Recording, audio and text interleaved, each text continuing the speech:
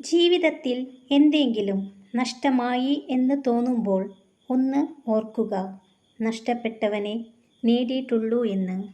മരണമില്ലാത്ത വീടും ചഞ്ചലപ്പെടാത്ത മനസ്സും ഭൂമിയിൽ ഇതുവരെ ഉണ്ടായിട്ടില്ല.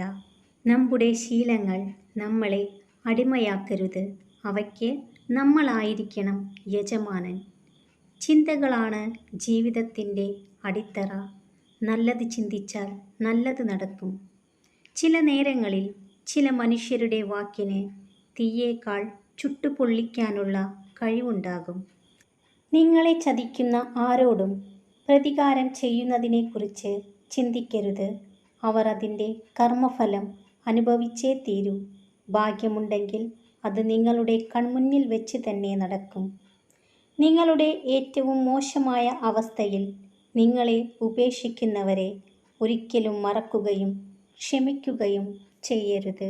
സ്നേഹിക്കുന്ന കുടുംബവും കൈവശമുള്ള സമ്പത്തിൽ തൃപ്തിയുള്ള മനസ്സുമുണ്ടെങ്കിൽ ഏതൊരാൾക്കും ഈ ഭൂമി സുന്ദരമാകും.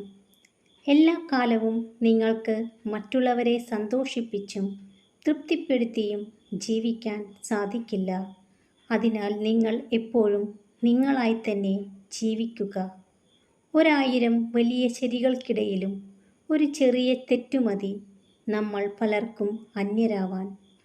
ആഗ്രഹിക്കും പോലെ നടക്കില്ല എന്ന് അറിയുമ്പോഴാണ് പലരും നടക്കാൻ പഠിക്കുന്നത്.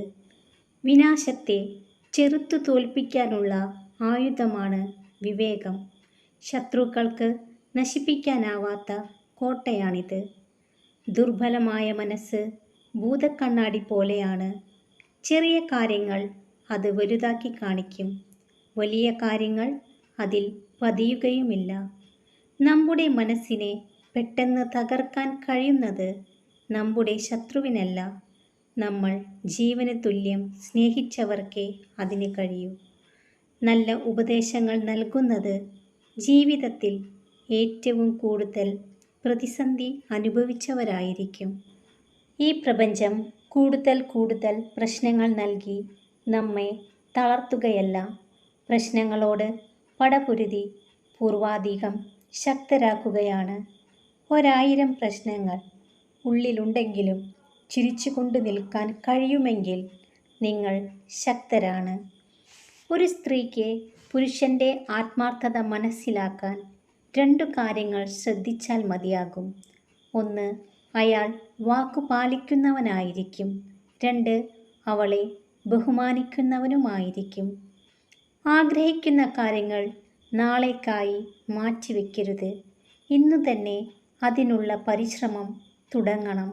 നാളെയൊന്ന് ഉണ്ടോ എന്ന് പോലും ചിന്തിക്കരുത്. നമ്മൾ നെഞ്ചിനകത്ത് കൊണ്ടു നടക്കുന്നവരുടെ ഉള്ളിൽ നമുക്കൊക്കെ വെറും ചവറ്റുകുട്ടയിലുള്ള പേപ്പറിൻ്റെ വിലയേ ഉള്ളൂ എന്ന് തിരിച്ചറിയുമ്പോഴേക്കും വളരെ വൈകിപ്പോയിരിക്കും.